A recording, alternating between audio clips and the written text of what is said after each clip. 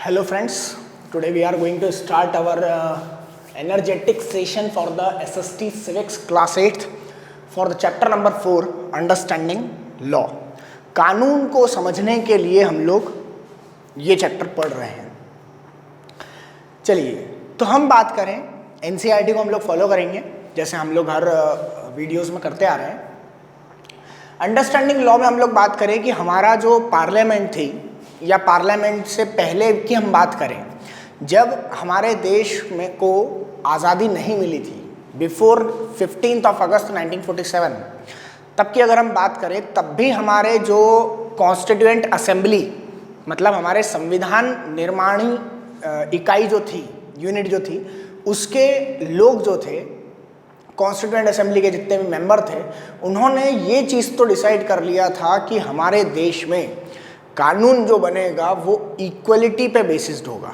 मतलब हमारे देश में आर्बिट्री पावर नहीं एक्सरसाइज करी जाएगी। आर्बिट्री मतलब एक पक्षीय, मनमाफिक। ऐसा नहीं होगा कि कोई एक व्यक्ति जो है वो बहुत अमीर है और उसने कोई मर्डर कर दिया है तो चलो ठीक है, कोई दिक्कत नहीं है, और एक व्यक्ति जो गरीब है तो उसने कर कैसे दिया, उसको फांसी पे चढ़ा दें। ऐसा नहीं होगा हमारे देश में। हमारे देश में बिफोर लॉ हर पर्सन इक्वल होगा। इक्वलिटी बिफोर लॉ,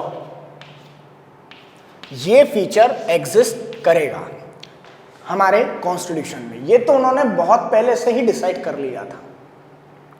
अब जो था, ये क्या होता है equality before law? Equality before law का मतलब ये था कि हमारे देश में किसी भी व्यक्ति को उसका रिलीजन मतलब धर्म, उसकी कास्ट, उसकी जाति, उसकी क्रीड मतलब उसका पंथ, कास्ट का ही सब होता है, क्रीड, उसका जेंडर या हम बोलते सेक्स, वो मेल है या फीमेल है, उसका एजुकेशन लेवल,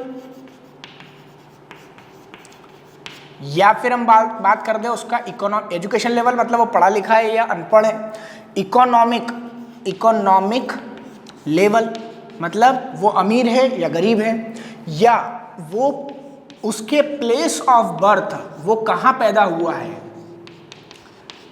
इस चीज़ को देख के हमारे देश में न्याय नहीं दिया जाएगा। कानून को इन चीज़ों से कोई मतलब नहीं है।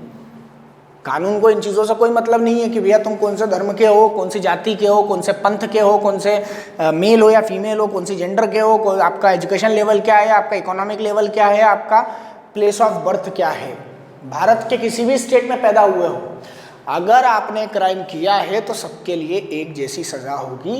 It is the meaning of equality before law. इसी इक्वलिटी बिफोर लॉ को हम लोग ये भी समझ सकते हैं कि रूल ऑफ लॉ, ये वर्ड भी हमारी बुक में दिया हुआ है। What is the meaning of rule of law? Rule of law अगर हम सिंपल बेसिस पे समझें तो वो इक्वलिटी बिफोर लॉ ही है। रूल ऑफ लॉ सिंपल, बहुत सिंपल में जा रहे हैं हम लोग, ज़्यादा टेक्निकल में नहीं जा रहे हैं। रूल ऑफ लॉ मतलब इक्वलिटी बिफोर लॉ। और रूल ऑफ लॉ जो है वो हमारे कॉन्स्टिट्यूशन ने बोरो किया है अमेरिका से। यूएस के कॉन्स्टिट्यूशन में रूल ऑफ लॉ वर्ड लिखा हुआ है, उसको हमारे देश ने कॉन्स्टिट्यूशन ने बोरो किया है। चलिए अब हम बात करते हैं, तो आज़ादी के पहले के हम कानूनों की बात करें तो हम सबसे पहले बात करेंगे रॉलेट एक्ट की। रॉलेट एक्ट फेमस एक्ट है, हम सबने सुना हुआ है। जलियांवाला बाग मैस्केर, जलियांवाला बाग हत्याकांड जो हुआ था, नरसंहार जिसको हम बोलते हैं। मैस्केर का मतलब होता है नरसंहार, जब एक ही समय पर कई व्यक्तियों को मार दिया जाता है तो उसको बोलते हैं नरसंहार या मैस्केर। तो जलियांवाला बाग मैस्केर में इसी के खिलाफ प्रोटेस्ट चल रही थी। क्या था रॉलेट एक्ट? रॉलेट एक्ट का ये कहना था कि कोई भी इंडियन जो है, कोई भी इंडियन सिटीजन जो रहेगा, वो इंडियन व्यक्ति को विदाउट ट्रायल,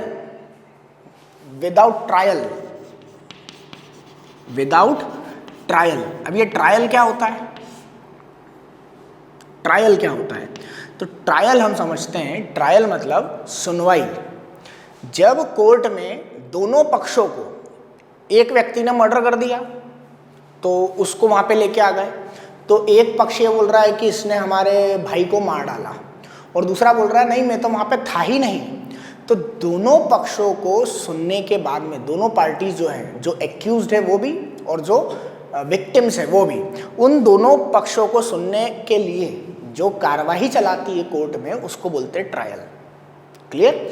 तो विदाउट ट्रायल, रॉलेट एक्ट का ये कहना था कि जो इंडियन पीपल्स हैं उनको विदाउट ट्रायल के ही जेल कर दिया जाएगा, इम्प्रिजनमेंट या जेल में डाल दिया जाएगा।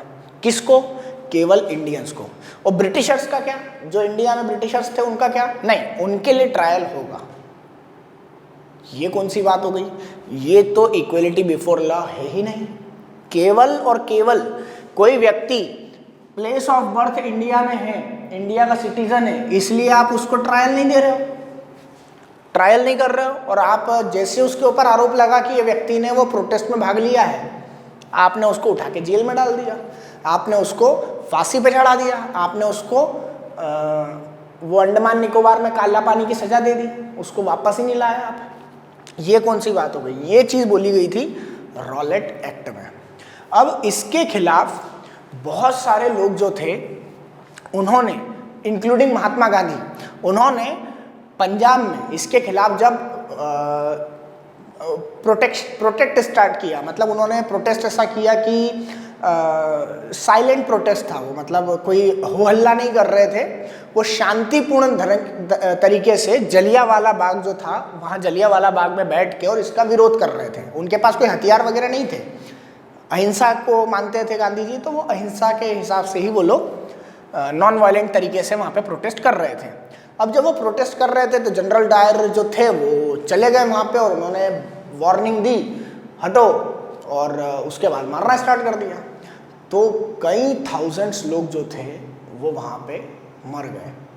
उस जलियांवाला बाग के बीच में एक कुआं था, अपनी जान बचाने के लिए उस कुएं में कूदे कई लोग, पर उस कुएं में बहुत ज़्यादा लोग होने से वो लोग भी मर गए। तो कुछ गोली से मरे और कुछ वो जो जान बचा के कुएं में कूदे थे उससे गए। उसकी जो वॉल थी वो बहुत ज़्यादा बड़ी थी, निकलने का केवल एक रास्ता था, तो वॉल कूद के नहीं जा सकते थे, और जहाँ एक ही रास्ता जो घुसने का था वहीं पर जो जनरल डायर था उसने गोलियां बरसाना स्टार्ट कर दिया था।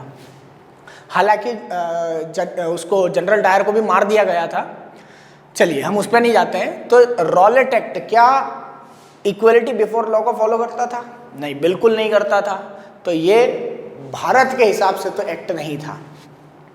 दूसरा हम बात करें सेडिशन एक्ट 1870, वही ब्रिटिशर्स के टाइम की हम बात करते हैं, सेडिशन एक्ट 1870 की। ये भी ऐसा ही था कुछ। सेडिशन एक्ट का ये कहना था कि अगर कोई ब्रिटिश ईस्ट इंडिया कंपनी के खिलाफ, ब्रिटिश गवर्नमेंट के खिलाफ अगर कुछ भी चीज बोलेगा,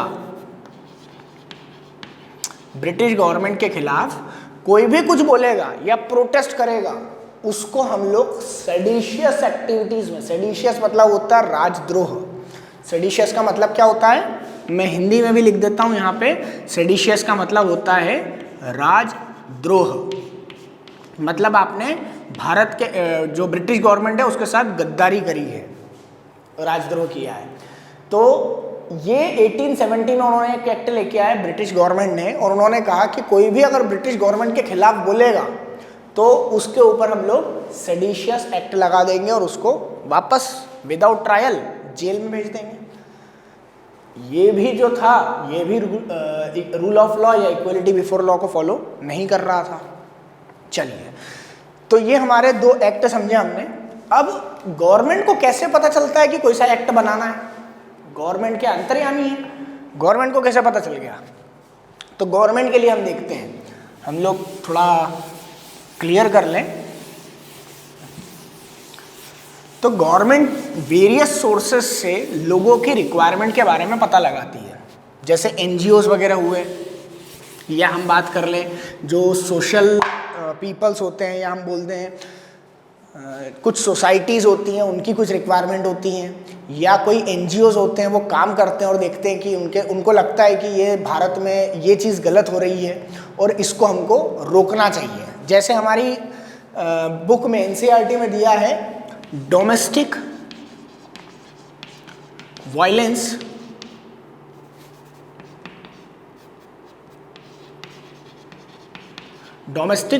एक्ट के बारे में। Now what is domestic violation act?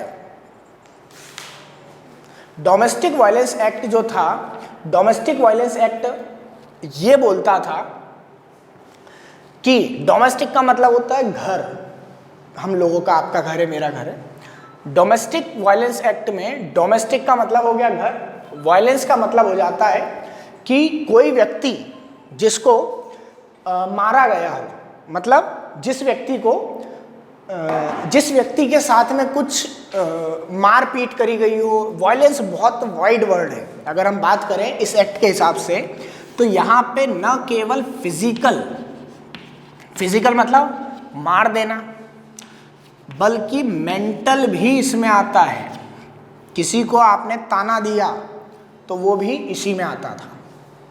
तो protection of womens from domestic violence act ये बना 2005 में बना है और 2006 में आया है। डोमेस्टिक वायलेंस एक्ट 2006 हम लिख देते हैं यहाँ पे, जो 2006 में अप्लाइड हुआ है, 6 में अप्लाइड हुआ है, ठीक है।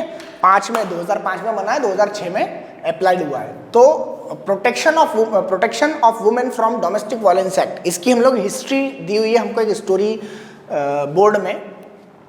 वो क्या बोल रही है, कई एनजीओज थे जिन्होंने ये देखा कि उनके पास जो महिलाएं आ रही हैं वो ये बोलती थी कि हमारे लड़के ने हमको घर से बाहर निकाल दिया, ठीक है, तो उनको वहाँ से हटा दिया। या फिर जो मदर्स होती थी वो आके बोलती थी कि हमारे बच्चे ने, हमारे लड़के ने और हमारी बहू ने हमको घर से बाहर निकाल दिया। फिर कई सिस्टर्स होती थी, वो बोलते थे कि मेरे मदर फादर की डेथ हो चुकी है और मेरे भाई ने मुझे बाहर निकाल दिया है, मुझे नहीं रख रहा है वो।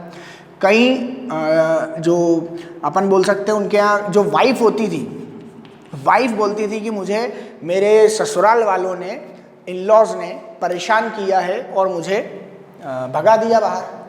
अब क्या करें, अब हम कहाँ जाएं? तो 2090s के समय से ये प्रॉब्लम्स स्टार्ट हुई और 90s के समय में ये स्ट्रगल होना स्टार्ट किए। एनजीओस ने देखा कि जब महिलाओं के ऊपर बहुत ज़्यादा अत्याचार हो रहे हैं इस केसेस में, तो उन्होंने इसके लिए प्रोटेस्ट करना स्टार्ट किया। और प्रोटेस्ट करने में उन्होंने देखा कि अभी तक एग्जिस्टिंग, हम लोग बात कर रहे हैं 90s के ज़माने की, तो 90s में 1990 के लगभग ऐसा कोई भी कानून एग्जिस्ट नहीं करता था, कोई भी लॉ नहीं था जो इस टाइप की एक्टिविटीज़ को रोक सके, ठीक है, जो वुमेन्स को प्रोटेक्ट कर सके। Protection of women from domestic violence act, ऐसा कुछ भी कानून एग्जिस्ट नहीं करता था। जो कानून थे वो ये थे कि या तो आप एक सिविल केस कर लो। सिविल केस मतलब कैसा करोगे, तो सिविल केस जो है वो चलता रहेगा, आप कंपनसेशन की डिमांड कर सकते हो। बट ये कंपनसेशन पॉसिबल नहीं हो पाता था, ये नॉर्मली किसी ज़मीन के विवाद वगैरह से रिलेटेड सिविल केसेस होते हैं, या फिर क्रिमिनल केस होता था, क्रिमिनल। अब क्रिमिनल केस कैसा होता था कि जिस लड़के ने ये अपनी वाइफ के साथ या अपनी सिस्टर के साथ या अपनी मदर के साथ या तो फिजिकल एक्ट किया है, मतलब उसको मारा कूटा है, या बोलते मेंटल उनको टॉर्चर किया है, तो वो जो मदर, सिस्टर या वाइफ है वो ये नहीं चाहती थी कि उनके भाई को या उनके हस्बैंड को या उनकी बेटे को कुछ प्रॉब्लम हो, उसको जेल जाना पड़े, वो ये नहीं चाहती थी इतने के बावजूद भी। और वो चाह रही थी कि हमको केवल एक कंपनसेशन की अमाउंट मिल जाए जिससे हम लोग भले ही से अलग रहें पर हम लोग हमारा जीवन बिता सकें। तो इस चीज़ से रिलेटेड कोई लॉ नहीं था, एग्जिस्ट नहीं कर रहा था। तो उस समय 2002 के पहले 2002 में पहली बार गवर्नमेंट ने इसके लिए एक ड्राफ्ट लेके आई। ड्राफ्ट अपन पढ़ चुके हैं, ड्राफ्ट क्या होता है पिछले लेक्चर में। ड्राफ्ट होता है, फिर बिल होता है, फिर एक्ट बनता है। तो 2002 में उन्होंने एक ड्राफ्ट लेके आए।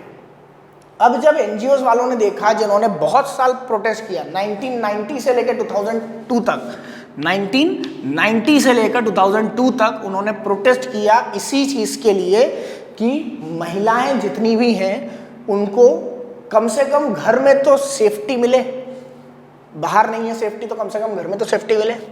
इसके लिए उन्होंने 12 साल तक स्ट्रगल किया, 12 ईयर्स तक, और उन्होंने प्रोटेस्ट करे, धरने दिए, अनशन पे बैठे, मतलब भूख हड़ताल पे बैठे, कई आर्टिकल्स इसमें छापे और न्यूज़पेपर्स में ये बातें आई। और उसके बाद 2002 में जो गवर्नमेंट थी उन्होंने एक ड्राफ्ट लेके आए, बट वो ड्राफ्ट बड़ा ही चौंकाने वाला था। उसमें ये सब चीज़ें नहीं थी जो इन्होंने डिमांड करी थी। इन्होंने डिमांड करी थी कि वायलेंस में फिजिकल मेंटल सभी चीज़ें आना चाहिए। इनका कहना था कि अगर कोई ताने देता है, कोई एब्यूसिव वर्ड्स बोलता है, भले से वो टॉन्ट के फॉर्म में बोले, पर उसको भी इसमें इंक्लूड किया जाना चाहिए। ऐसी चीज़ें इसमें एग्जिस्ट नहीं थी। उन्होंने वापस से प्रोटेस्ट करना स्टार्ट करा और प्रोटेस्ट होते होते 2005 आ गया। तब जाके 2005 में उन प्रोटेस्टर्स की डिमांड को गवर्नमेंट ने फुलफिल किया। उन्होंने देखा कि नहीं, अब हमको ये करना ही पड़ेगा, ये केसेस बहुत ज़्यादा बढ़ते जा रहे हैं। तो उन्होंने protection of women from domestic violence act लेके आए 2006 में, जो लागू हुआ, बना 2005 में था, लागू हुआ 2006 में।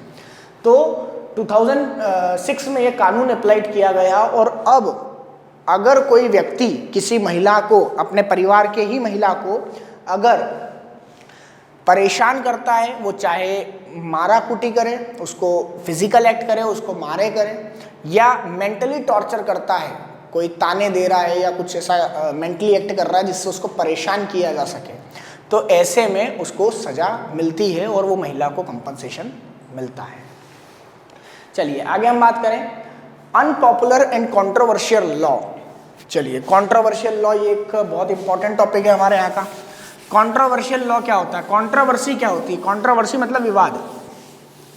कभी कभार ऐसा होता है कि कोई कानून गवर्नमेंट लेके आती है और उस पर, हालांकि वो गवर्नमेंट जो कानून लेके आई है वो कॉन्स्टिट्यूशन के हिसाब से वैलिड है, लोगों की भलाई के लिए है, पर उस पर कुछ र्यूमर्स उड़ गए और उसके कारण कंट्रोवर्सी क्रिएट हो गई। लोगों का मिसकम्युनिकेशन हो गया। जो गवर्नमेंट ने बोला, लोगों को ऐसा लगा कि उसके पीछे सस्पिशियंस है, सरकार जो बोल रही है वो सही नहीं है, और उन्होंने उसके खिलाफ प्रोटेस्ट करना स्टार्ट कर दिया।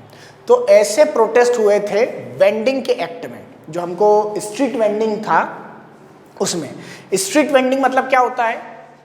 स्ट्रीट वेंडिंग, स्ट्रीट वेंडिंग मतलब वेंडर्स जो होते हैं, जो सड़कों पे या तो ठेला लगा रहे हैं या सड़कों पे दुकानें लगा रहे हैं, उनके लिए।